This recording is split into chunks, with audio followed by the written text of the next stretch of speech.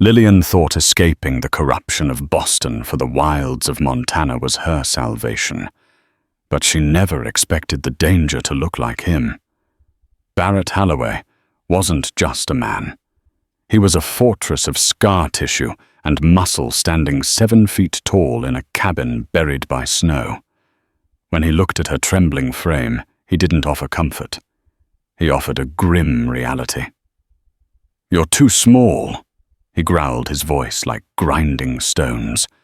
"You won't survive this winter." But Lillian was hiding a secret darker than the storm outside, and she had nowhere left to run. This isn't just a romance. It's a story of survival deception and a love that had to be forged in fire to fit. The train whistle shrieked a piercing cry that cut through the frozen air of the Montana Territory. It was late November 1885. The steam engine, a black iron beast belching grey smoke against a white sky, ground to a halt at the edge of the platform in Silver Bow. Lillian Moore clutched her carpetbag so tightly her knuckles turned the color of old parchment. She stepped onto the wooden planks, the icy wind immediately biting through her thin woolen coat. She was 22 years old, though at this moment, shivering and alone, she felt like a child. She scanned the platform, her heart hammering a frantic rhythm against her ribs. She was looking for a husband, or rather the man who thought she was his prospective wife. The letter in her pocket, crumpled from 1,000 nervous touches, was addressed to a Miss Sarah Jenkins. Lillian was not Sarah.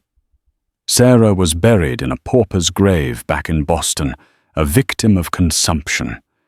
Lillian was the imposter who had stolen her identity to flee a debt that could only be paid with her life or her body.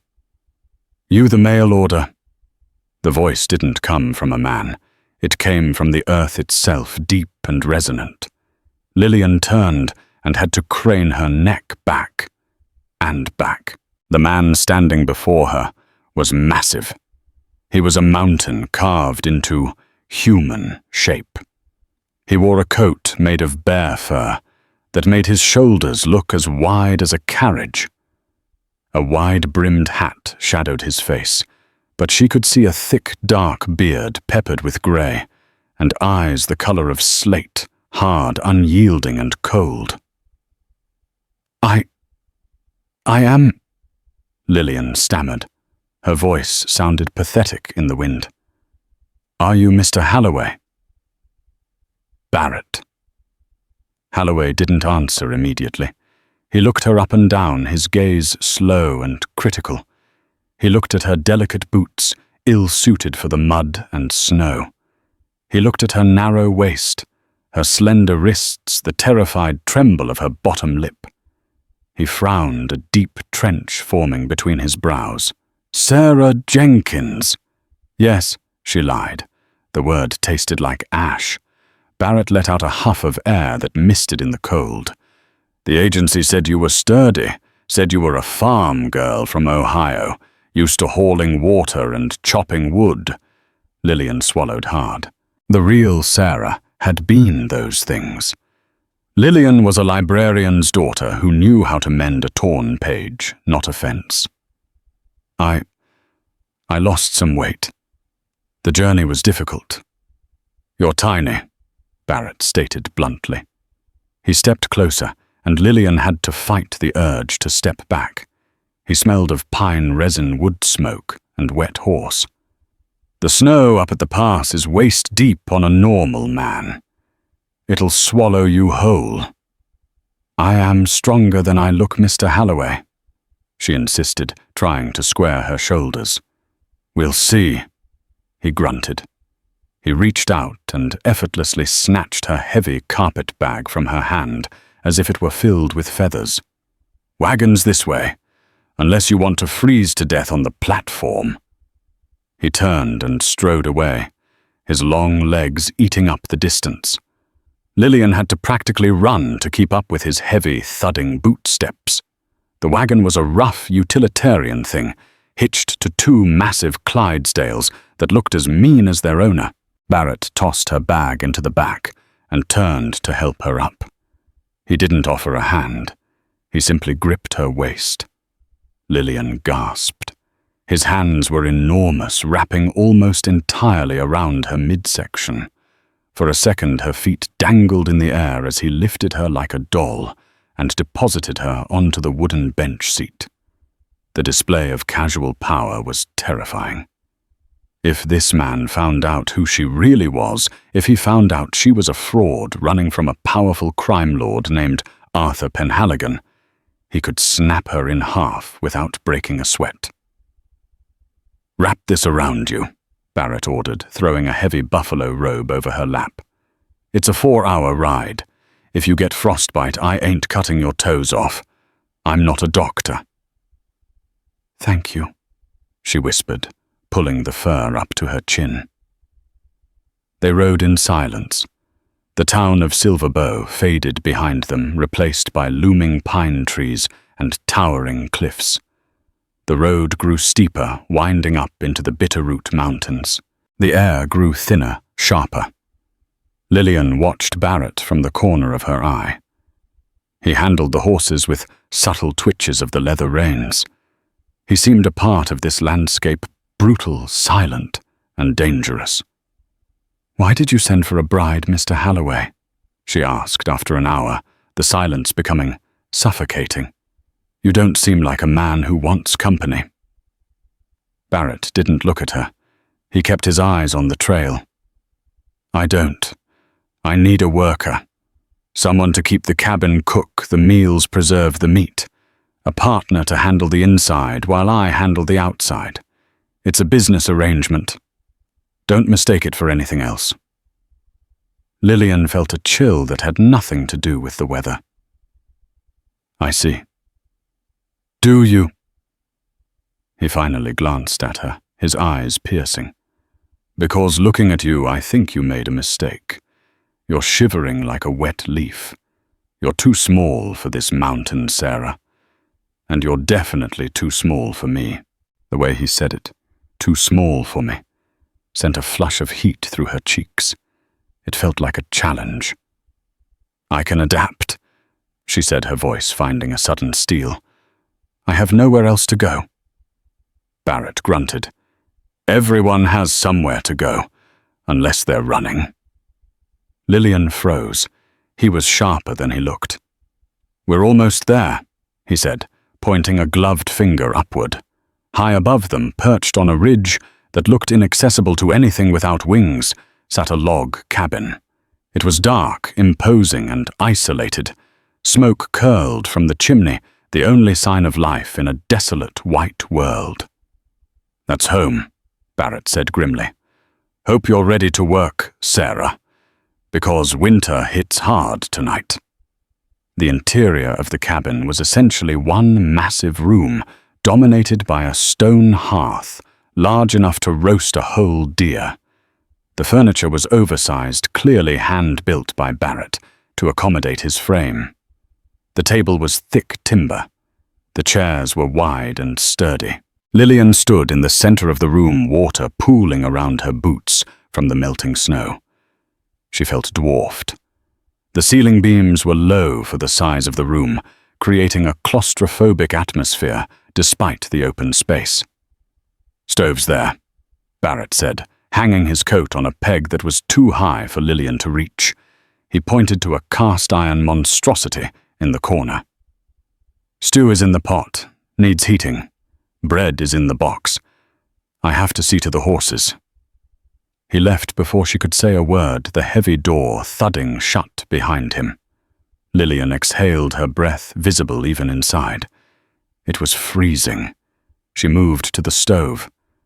She had seen stoves before, of course, but the ones in her father's townhouse in Boston were operated by servants. This one looked like a sleeping beast. She opened the firebox. Embers glowed faintly. She grabbed a piece of wood from the pile, but it was a heavy, unsplit log. She struggled to shove it in. She burned her finger on the iron door and hissed, dropping the wood. It clattered loudly. "Useless," she whispered to herself, tears pricking her eyes. You are useless, Lillian. She managed to get the fire going after 10 minutes of struggle, covering her hands in soot. She found the ladle, but it was heavy iron. Everything here was heavy. When Barrett returned 20 minutes later, stomping the snow off his boots, he stopped in the doorway. He looked at the stove, then at Lillian. She was standing there, her face smudged with black soot, holding a bowl of lukewarm stew. She had tried to slice the bread, but the knife was dull and the crust was hard. She had mangled the loaf into chunks rather than slices. Barrett walked over the floorboards, creaking under his weight. He looked into the pot. It's not boiling. I added wood, she said defensively. You choked it, he said, opening the firebox. Too much wood, not enough air. You smothered the fire. He grabbed a poker and jabbed at the logs with violent efficiency. Flames roared to life instantly. He turned tall to her, crossing his massive arms over his chest. I thought you were a farm girl. Farm girls know how to work a stove. Different model, she lied weakly. Barrett narrowed his eyes. He reached out and grabbed her hand. Lillian gasped, trying to pull away, but his grip was iron. He wasn't hurting her, but he was immovable. He turned her hand over, palm up. He ran his thumb over her skin. His thumb was calloused, rough as sandpaper, creating a shocking contrast against her soft, pale skin. No calluses, he murmured. Smooth as silk. These aren't the hands of a woman who chops wood or scrubs floors. He looked into her eyes, his face inches from hers. Who are you? I told you I'm Sarah. She insisted, her heart racing so fast she thought she might faint. Sarah Jenkins wrote to me that she had a scar on her left palm from a sickle accident when she was 12. Barrett said softly. You don't have a scar. Lillian's blood ran cold. She hadn't read all the letters. She had just found the packet in Sarah's room after she died. Barrett released her hand as if it were burning him. You're a liar.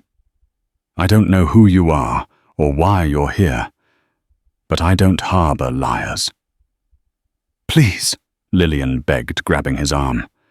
It was like grabbing a tree trunk. You don't understand. I can't go back. If I go back, I'm dead. I'll learn. I promise I'll learn. I'll cook, I'll clean, I'll do whatever you want. Barrett looked down at her. She looked pathetic, drowning in her oversized wool coat, soot on her face, terror in her eyes. He was a hard man, a man who had left civilization to avoid the deceit of people, but he wasn't a monster. He couldn't throw a woman out into a blizzard at night. You stay tonight, he grumbled. Tomorrow I take you back to the train.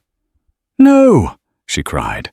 Please, just give me a chance. You're wet, he observed, ignoring her plea. He pointed to her hem soaking from the snow. You'll catch pneumonia. Then I'll have to bury you when the ground is frozen, and I hate digging in permafrost. He walked to a chest at the foot of the massive bed and pulled out a flannel shirt. It was red and black plaid, thick and warm. He tossed it at her. It hit her in the chest with a heavy whomp. Put that on. Dry your things by the fire. Lillian hesitated. Where should I change? Barrett laughed, a dry, humorless sound. There's only one room, Sarah. Turn your back to me if you're shy. I've seen women before. Don't flatter yourself. He turned his back to her and began chopping vegetables on the counter with a rhythmic thud-thud-thud. Lillian quickly stripped off her wet dress and chemise, shivering violently in the drafty cabin. She pulled Barrett's shirt on. It was immense. The shoulder seams hung halfway down her upper arms. The hem came down to her knees like a dress. The sleeves extended 6 inches past her fingertips. She buttoned it up, the fabric smelling of him cedar and musk. It was overwhelming. "I'm dressed," she whispered. Barrett turned around. He stopped mid-chop. She looked ridiculous. She looked adorable. She looked entirely too small. He walked over to her. Lillian held her breath, looking up at him. He towered over her, his presence consuming all the oxygen in the room. "Look at you." He rumbled, his voice dropping an octave. "You're drowning in it." He reached out. Lillian flinched, but he only took her left arm. He began to roll up the sleeve, his large fingers surprisingly dexterous. He rolled the thick fabric until her small, pale hand emerged. Then he did the other side. He knelt down on one knee, and even then he was almost eye level with her. He grabbed the hem of the shirt and pulled it straight, then grabbed a leather belt from the table. He wrapped it around her waist. He had to punch a new hole in the leather with a knife from his belt, because his waist size was double hers. He cinched it tight. The shirt bunched up, emphasizing her tiny frame against the sheer volume of his clothing. He stayed there, kneeling, his hands lingering on her waist for a fraction of a second too long. The heat radiating from him was intense. Lillian felt a strange flutter in her stomach, a mixture of fear and something illicit. "You see," Barrett said, his voice rough, staring at where the belt clinched her waist. "You're too small. Nothing here fits you. The work, the weather, the clothes." He looked up into her eyes. The intensity of his slate-grey gaze pinned her to the spot. "But—" He stood up slowly, the movement emphasizing his sheer height. "For tonight, I'll make it fit." The double meaning hung in the air, heavy and electric. He wasn't talking about the shirt anymore. "Eat your stew," he commanded, turning away abruptly. "Then you take the bed. I'll sleep on the floor." "I can't take your bed," Lillian protested weakly. "The bed fits me," he said over his shoulder. "But the floor fits my mood. Don't argue with me, little liar. My patience is thinner than your coat." Lillian ate in silence, watching him. He sat by the fire, whittling a piece of wood, the firelight dancing on his scars. She had survived the first few hours, but she knew the real danger wasn't the snow. It was the man. And worse, it was the fact that when he had cinched that belt around her waist, she hadn't wanted him to let go. The wind that night did not just blow. It screamed. It was a physical assault on the cabin, battering the logs with a ferocity that made the heavy timbers groan in protest. Lillian lay in the massive bed, buried under 4 layers of quilts and furs. Yet she could not stop shivering. It wasn't just the cold. It was the man sleeping on the floor 10 feet away. She peered over the edge of the mattress. Barrett was a dark shape, rolled in a bedroll near the hearth. He hadn't moved in hours, his breathing slow and rhythmic, seemingly undisturbed by the tempest outside. Lillian squeezed her eyes shut, trying to summon the image of her father's library in Boston, the smell of old paper, the dust motes dancing in the sun. But the image was tainted by the memory of Arthur Penhaligon. She saw his gold-toothed smile, felt the heavy hand of his collector on her shoulder, when her father's gambling debts came due. "The girl has value," Penhaligon had said. That sentence had been her death warrant, or worse. It was why she had stolen the identity of a dead maid and fled west. A sudden sharp crack echoed from outside, distinct from the wind. Barrett was up before the sound faded. He moved with a speed that defied his size. In one fluid motion, he kicked the blankets aside and snatched a Winchester repeater from the wall mount. He was shirtless, the firelight casting long, dancing shadows over a torso mapped with scars. burns knife slashes, and the puckered star of a bullet wound near his ribs. "Stay down," he hissed, his voice low and dangerous. "What is it?" Lillian whispered, clutching the sheets to her chin. "Wolves. They smell the horses." He threw open the heavy oak door. The wind roared into the room, sending snow swirling across the floorboards and instantly dropping the temperature by 20 degrees. Barrett stepped out into the maelstrom, bare-chested and barefoot, disappearing into the white void. Lillian sat up, her heart hammering. Bang! Bang! 2 shots rang out, muffled by the wind, then a silence that felt heavier than the storm. Minutes passed. She considered running to the door, but fear paralyzed her. Then he returned. He walked in backward, dragging the door shut against the gale and bolting it with a heavy iron bar. He shook the snow from his hair like a great grizzly bear. Are the horses safe?" she asked, her voice trembling. Barrett leaned the rifle against the table and looked at her. His chest was heaving, slightly slick with melting snow and sweat. "They're safe. The pack won't come back tonight. I killed the alpha." He walked to the hearth and threw a log on the fire, the muscles in his back rippling. He didn't seem to notice the cold. He seemed made of it. "You should cover up," Lillian said, averting her eyes, her face heating up. Barrett snorted. "This is my house. I'll dress how I please." He turned, wiping his hands on a rag. "But since you're awake, let's finish our conversation. You said your name isn't Sarah. Who are you?" Lillian swallowed hard. The storm had trapped them. There was no running now. "My name is Lillian Moore." "Moore," Barrett tasted the name. "City name, Boston." "Yes. And why is a Boston lady hiding in a mountain man's shack in the Montana territory?" "I'm running from a debt," she admitted quietly. "My father, he was a good man, but he had a weakness for cards. He died owing money to a man named Arthur Penhaligon." Barrett went still. The rag in his hand stopped moving. He turned slowly to face her. "Penhaligon?" Lillian nodded. "You know him?" "I know the name," Barrett said darkly.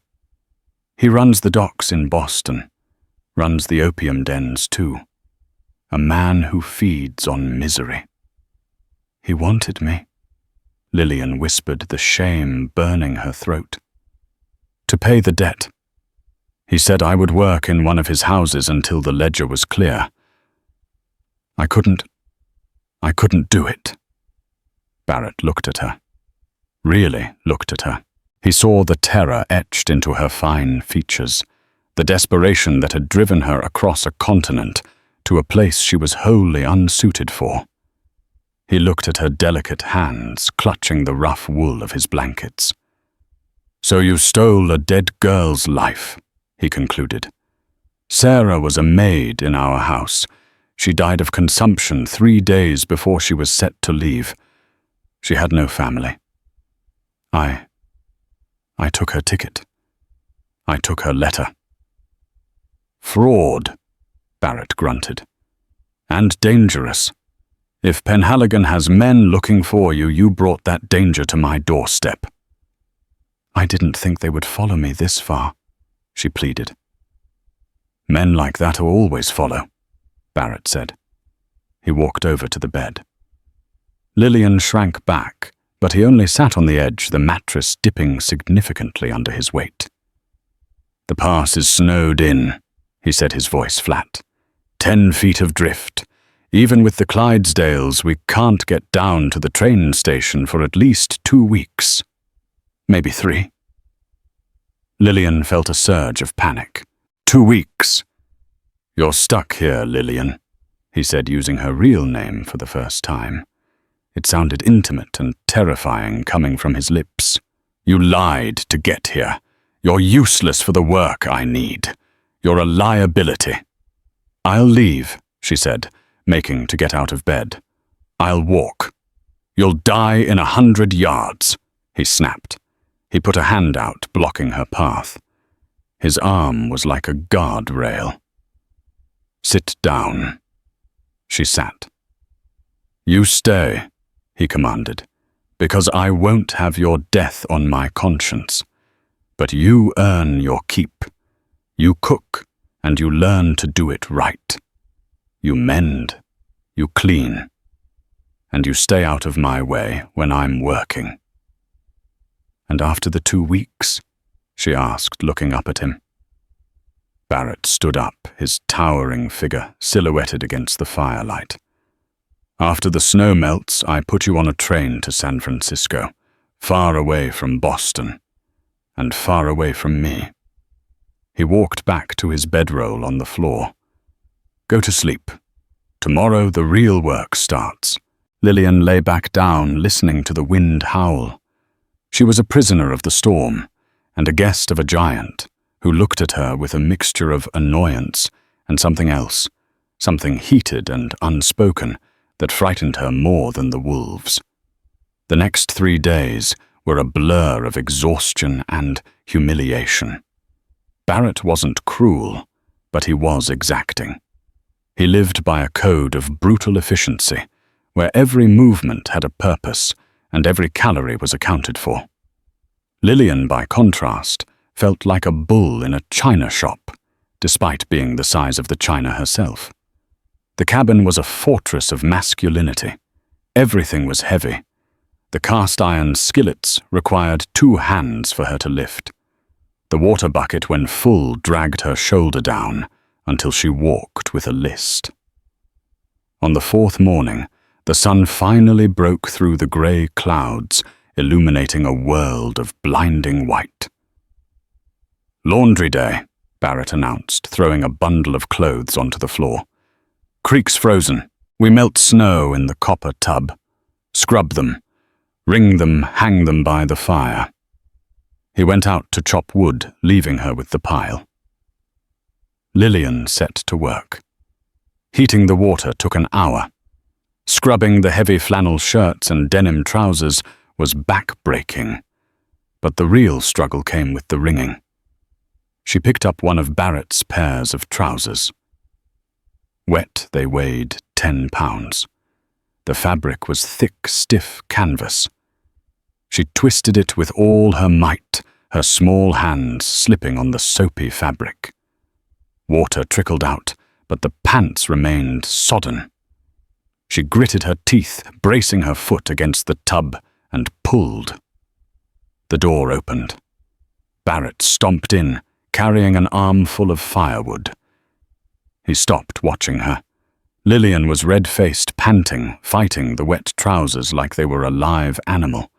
She twisted and pulled, letting out a frustrated groan.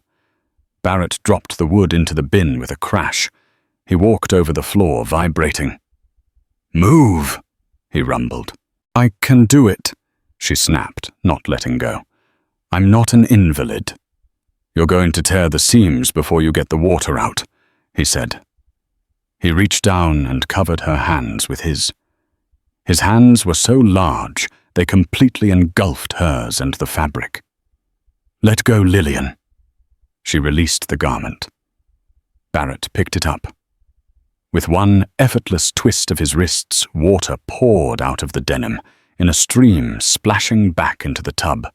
He twisted it again, the veins in his forearms bulging like cords of rope.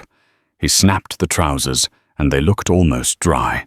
He hung them on the line. Then he picked up a shirt. Twist, snap, hang. In 2 minutes he did what would have taken her an hour. He turned to her. She was standing there, wiping suds from her forehead, looking defeated.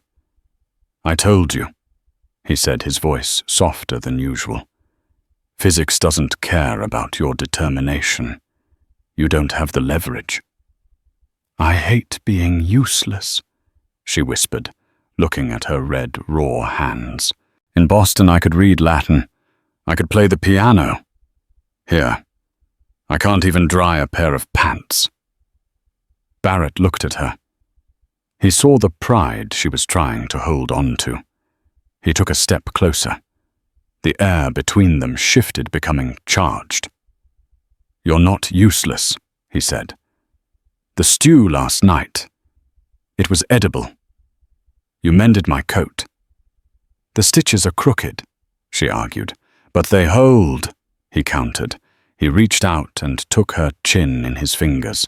His touch was rough, calloused, but incredibly gentle. He tilted her face up. "You're small," he said, his thumb brushing her lower lip. "Everything here is too big for you. The mountains, the trees, the house. Me." Lillian's breath hitched. "You take up a lot of space, Barrett." "And you take up none," he murmured. "I could put you in my pocket." He stared at her lips.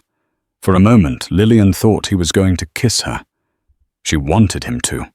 She wanted to know what it felt like to be engulfed by him completely. But he pulled back his jaw, tightening. "I'm going to check the trap lines. Stay inside." He grabbed his coat and left.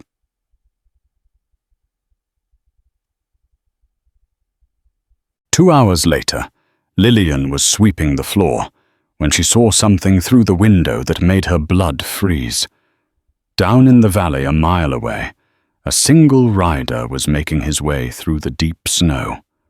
A horse with a black saddlebag. She grabbed the spyglass Barrett kept on the mantel. Her hands shook as she focused the lens. The man was wearing a long duster coat and a wide-brimmed hat. He wasn't a local.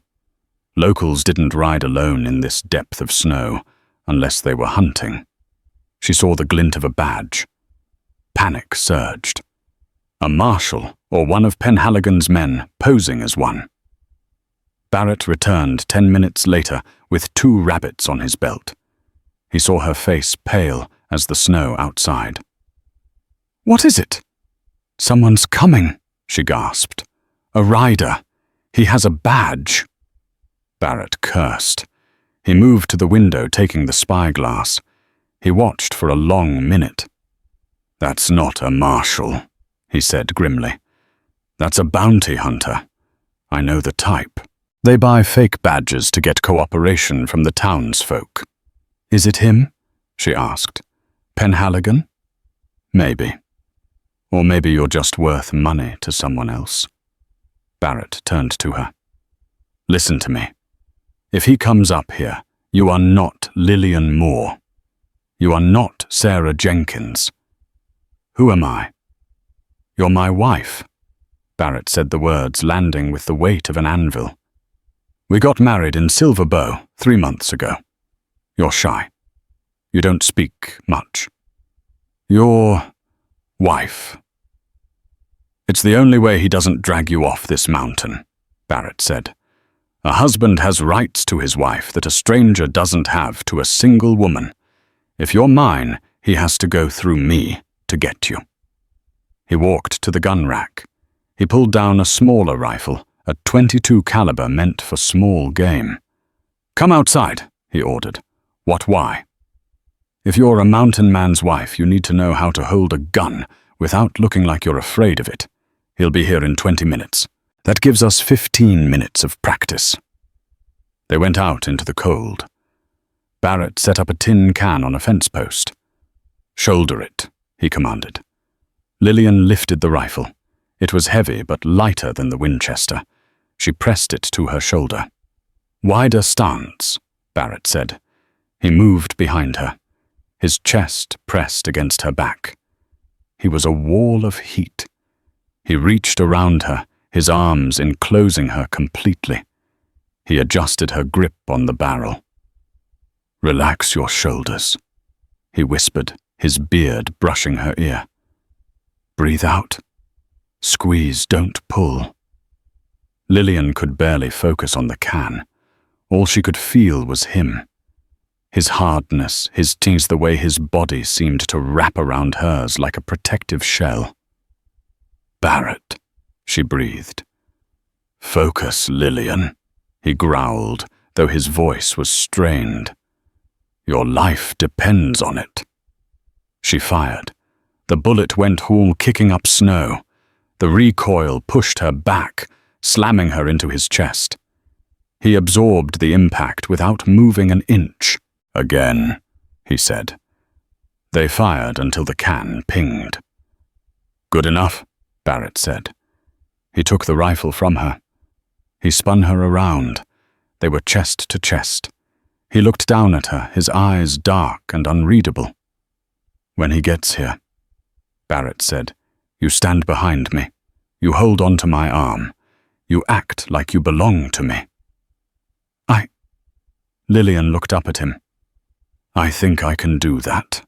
"Good." Barrett looked toward the trail. The rider was visible now, a black speck climbing the white switchbacks. "His name is likely Kincaid," Barrett said, spitting the name out. "I saw the brand on his horse through the glass. He's a tracker from the Dakotas.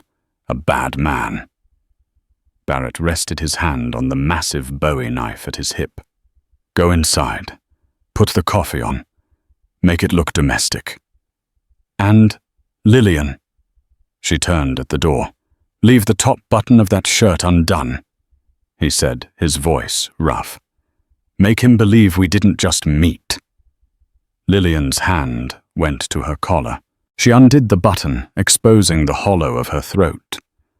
She met Barrett's gaze. "I trust you, Barrett," she said. "Don't," he replied grimly. "I'm a man, not a saint, and we're about to play a dangerous game." The knock on the door wasn't a knock. It was a heavy, authoritative thud of a gloved fist. The sound echoed through the cabin like a gunshot. Lillian stood by the stove, her heart hammering against her ribs like a trapped bird. She had unbuttoned the top of the flannel shirt, as Barrett instructed, exposing the pale, frantic pulse at the base of her throat.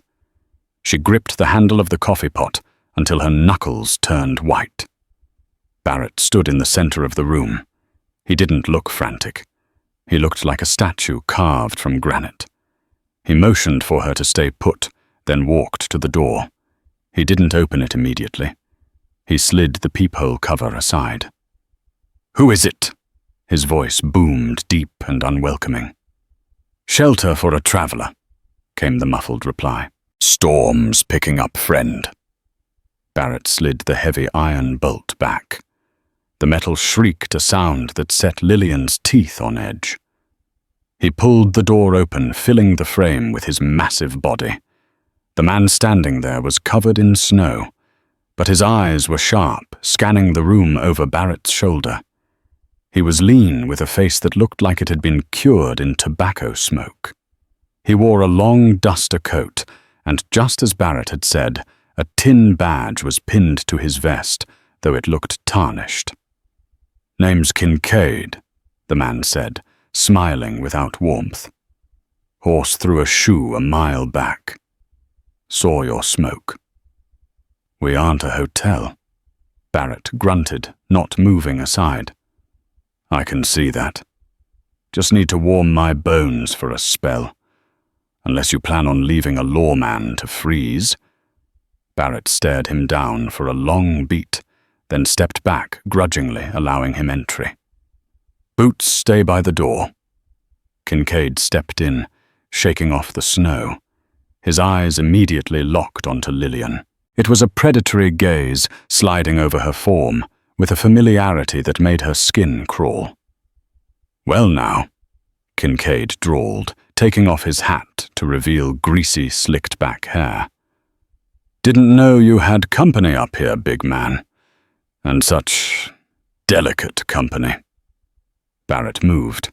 It was subtle, but he shifted his weight, so he was partially blocking Kincaid's view of her. "My wife. Sarah." "Wife?" Kincaid raised an eyebrow. He walked toward the fire, rubbing his hands together. "Didn't see a ring." Lillian froze. She wasn't wearing a ring. "We were married by a circuit preacher in Silver Bow." Barrett lied smoothly, his voice dropping to a threatening rumble. "Didn't have money for gold. The mountain is our church. That a problem?" No problem at all, Kincaid said, warming his backside by the fire. Just that I'm looking for a girl, about her size, runaway from Boston, goes by Lillian Moore, stole a lot of money from a very important man. Lillian forced herself to move. She poured a mug of coffee, her hand trembling slightly. She walked over to Barrett, not Kincaid, and handed the mug to her husband. "Coffee, Barrett?" she whispered, keeping her eyes downcast. Barrett took the mug, his large fingers brushing hers. "Thank you, darling." He took a sip, then looked at Kincaid. "My Sarah's from Ohio. Been here 3 months, before the first snow." Kincaid chuckled. He took a step toward Lillian. Barrett tensed his shoulders, broadening. "Let me see your hands, miss," Kincaid said softly. "She doesn't take orders from you," Barrett snarled. "Just checking, friend. The girl I'm looking for. She has hands soft as butter. Never did a day's work. A farm girl from Ohio." "She'd have calluses." Kincaid reached out quicker than a snake. He grabbed Lillian's wrist. Lillian gasped, pulling back, but his grip was tight. He turned her palm up. It was red from the laundry, but underneath the irritation it was smooth, unmistakably aristocratic. "Well, well," Kincaid grinned, his teeth yellow. "Not much farming in those hands." Before Kincaid could say another word, the room spun. Barrett had moved with terrifying speed. His hand, the size of a shovel head, clamped around Kincaid's throat. He lifted the bounty hunter off his feet and slammed him against the log wall. The cabin shook. "I told you!" Barrett roared, his face inches from Kincaid's. "She's my wife. I don't let her work the fields. I treat her like a queen. You touch her again, and I'll snap your neck like a dry twig." Kincaid gagged, clawing at Barrett's wrist, his legs kicking uselessly in the air. The difference in power was absolute.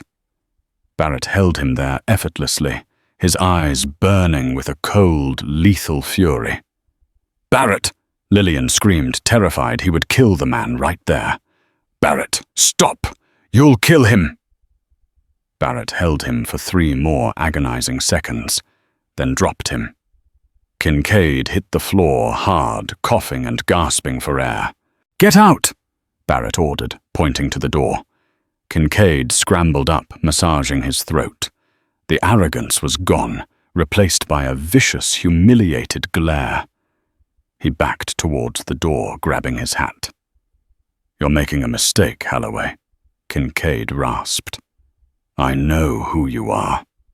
I saw the scar on your chest. The Union Army deserter. The one they call Iron Wall Holloway. There's a price on your head, too, isn't there?" Barrett didn't flinch.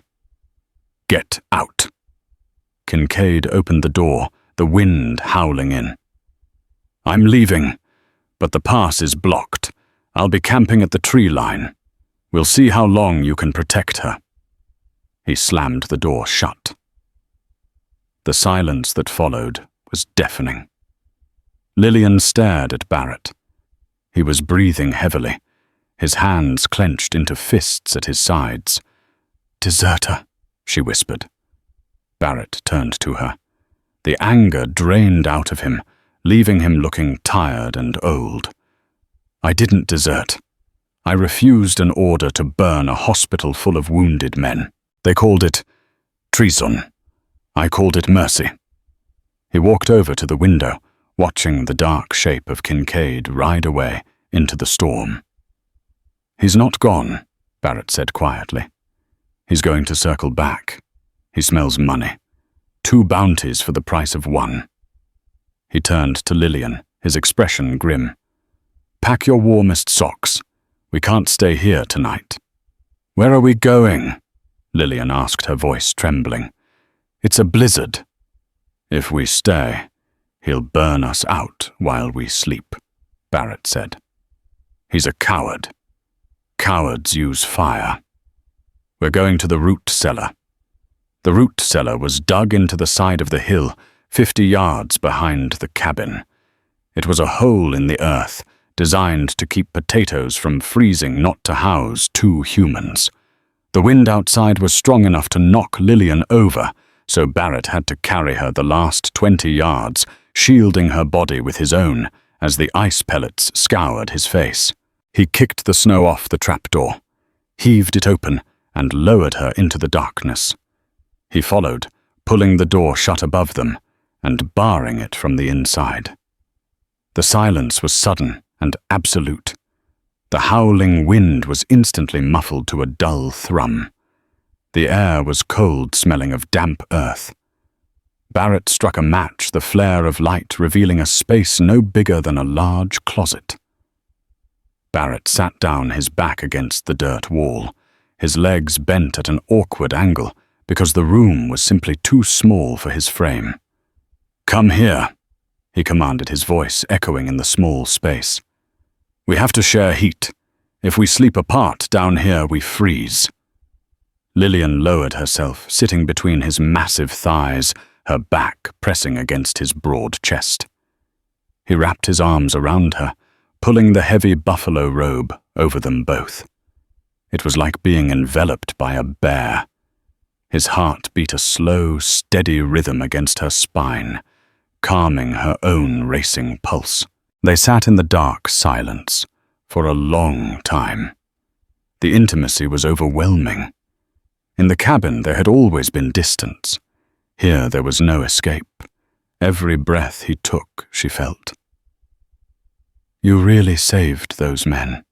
Lillian asked softly into the dark. "The ones in the hospital?" "They were dying," Barrett said, his voice gravelly. "My commander wanted to torch the building to save ammo. I broke his jaw and ran west. Been running ever since. Just like you." "We're a pair, aren't we?" Lillian whispered. "The giant and the fraud." Barrett's arm tightened around her waist under the robe. "You did good today. With the coffee. You didn't shake. And when I grabbed him, when he touched you, I wanted to tear him apart." Lillian turned her head, trying to see his face in the pitch black. "Why?"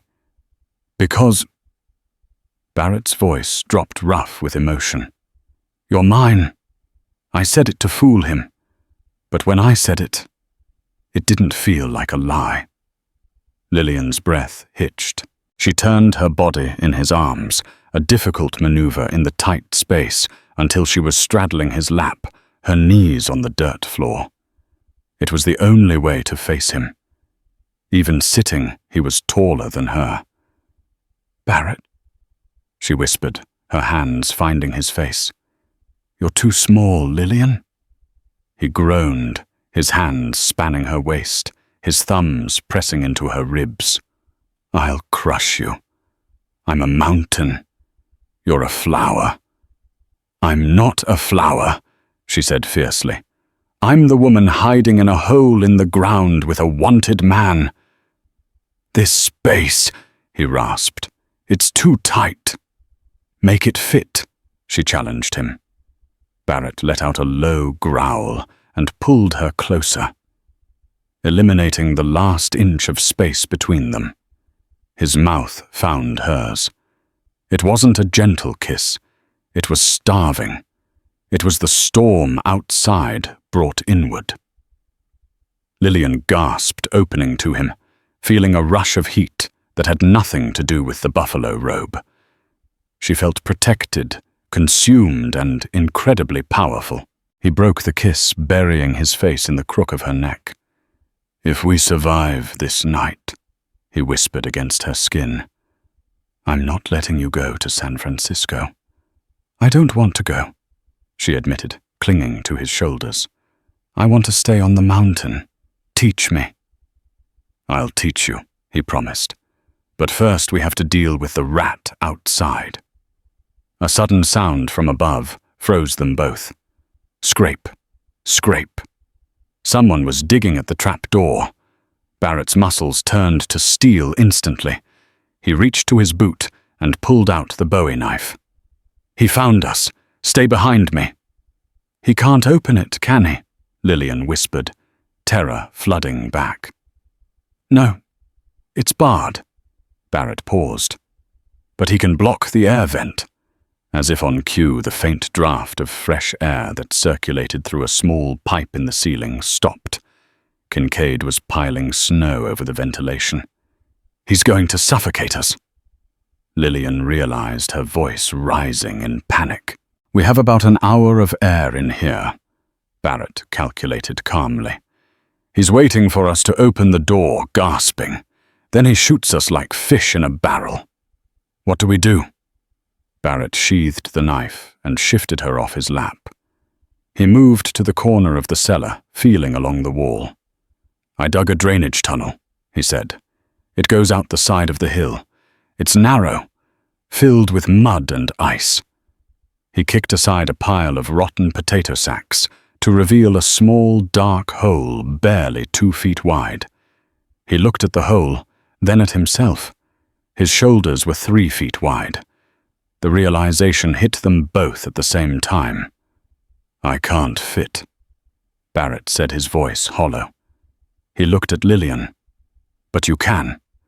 "I can't go without you," Lillian whispered, panic clawing at her throat as she stared at the dark, muddy hole in the earth. "You have to," Barrett rasped. The air in the cellar was growing heavy, the match flames sputtering as the oxygen thinned. He tried to shove his arm into the drainage tunnel, but his shoulder jammed against the frozen earth immediately. The architecture of his own survival plan had turned against him. He was simply too massive. "I built this for drainage, not for escape," he growled, pulling his mud-slicked arm back. He grabbed Lillian's shoulders, his grip bruising in its urgency. "Listen to me. You crawl out. You run to the trees. Kincaid will wait until he thinks we're dead. Then he'll open the door. By then you'll be gone." "No," Lillian cried, tears freezing on her cheeks. "I'm done running." "Lillian, look at me!" Barrett roared, the sound deafening in the cramped space. "I am going to die in this hole. I accept that. But I will not let you die with me. You are small enough to live. Now go." He picked her up and shoved her feet toward the hole. "Barrett," she sobbed, looking back at him. His face was a mask of grim determination, sweat beading on his forehead. "Go," he whispered, his voice breaking. "And if you make it, find a man who fits." She turned and crawled into the dark. The tunnel was a nightmare. It was barely wide enough for her shoulders, the roof scraping her back, while freezing mud sucked at her knees. It was pitch black, a suffocating void of rot and wet earth. "You're too small," Barrett's voice echoed in her memory. "No," she gritted out, dragging herself forward inch by agonizing inch. "I am just the right size for this." Her lungs burned, but she saw a faint grey light ahead. With a final surge of adrenaline, Lillian clawed her way forward, bursting out into a snowbank hidden by juniper bushes. She gasped, the freezing air burning her lungs like fire. She lay in the snow, shivering, and looked up toward the cabin. Kincaid sat on a crate directly on top of the trapdoor, smoking a cheroot. He was humming a tune, waiting for the silence below to become permanent. Lillian knew she couldn't run. If she ran, Barrett died. Then she saw it. Kincaid's horse was tied to the porch railing, and protruding from the saddle holster was the stock of a repeating rifle. Lillian moved. She crept over the top of the deep snowdrifts, where a heavier man would have sunk. She reached the horse, her heart hammering against her ribs. The animal shifted, but Lillian silenced her fear. She pulled the rifle free. It was heavy, sliding out with a metallic rasp. Kincaid spun around. "Who's there?" Lillian dropped into the snow, leveling the heavy weapon on the porch railing. It was too big for her, the stock slipping against her shoulder. She saw Kincaid stand up, stepping off the trapdoor to scan the yard. "Come out, little girl!" he shouted, raising his revolver. "I know you're not in the ground." Lillian didn't shoot at Kincaid. She knew her shaking hands would miss. Instead, she aimed at the lantern hanging on the porch post, directly above a stack of kerosene-soaked rags. "Squeeze, don't pull." She fired. The kickback slammed into her collarbone, but the bullet struck the iron bracket. The lantern shattered, dropping the burning wick onto the kerosene. Whoosh! The porch exploded into a sheet of flame. Kincaid yelled, shielding his face from the heat. The horse reared and galloped off. "You little witch!" Kincaid screamed. He spotted her in the snow and raised his revolver, firing a shot that kicked up ice inches from her face. Lillian scrambled backward, struggling to cycle the heavy lever of the rifle. Kincaid advanced a silhouette against the fire. "I'm going to kill you first, then I'm going to drag his corpse out." He was 10 feet away when the ground behind him exploded. With Kincaid no longer sitting on the crate, the trapdoor flew open with such force it splintered. Barrett Halloway rose from the earth like a revenant. His face was blue from lack of oxygen, his eyes wild. He gasped in air and let out a roar that shook the trees. Kincaid spun around, eyes widening. "How?" Barrett didn't hesitate. He covered the distance in 2 massive strides.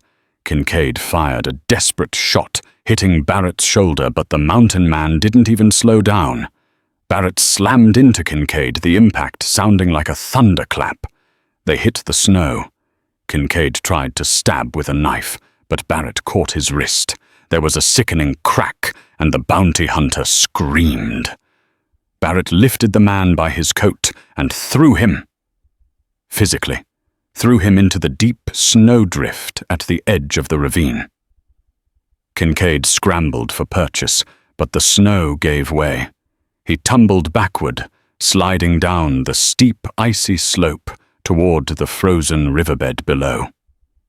His screams faded into the wind. Barrett stood panting, blood seeping from his shoulder. He turned slowly to look at Lillian. She was still clutching the rifle that was too big for her. He fell to his knees exhausted and reached out to touch her face. "You came back," he rasped, staring at her in disbelief. "You crazy, foolish woman."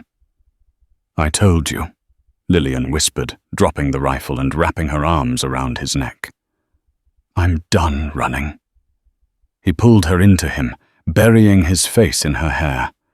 He was freezing and bleeding, but to her he was the only safe place in the world. "You saved me," he murmured against her neck. "You're so small, and you saved me." Spring, 1886. The snowmelt came in May, turning the mountain into a riot of green pines and purple wildflowers. Lillian stood on the porch wearing a dress she had made from blue calico. It fit her perfectly.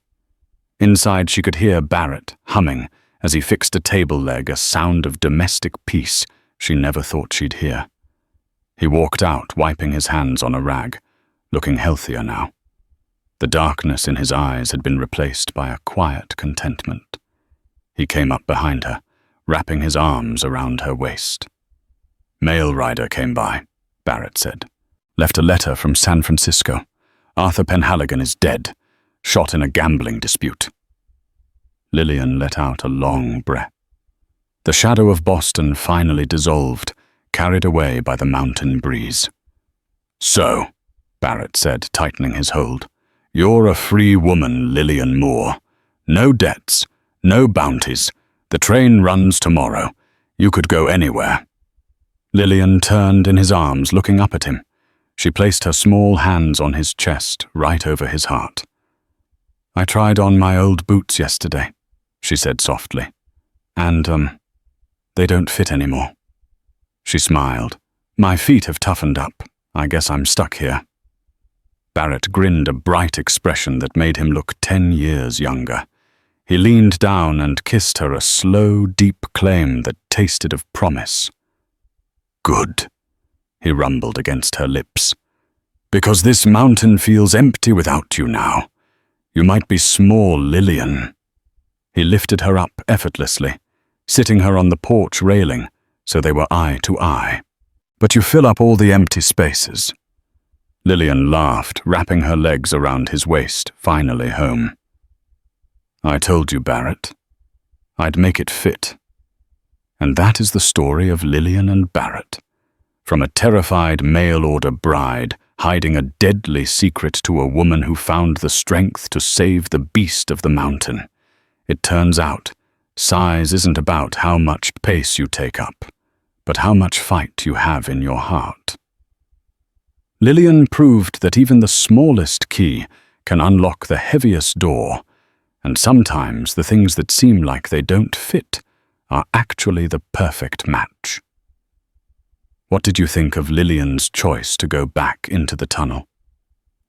Would you have run, or would you have fought for the man who protected you? Let me know in the comments below.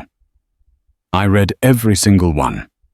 If you enjoyed this dramatic Western romance, please smash that like button. It really helps the channel grow. And don't forget to subscribe and hit the bell notification so you never miss a new story.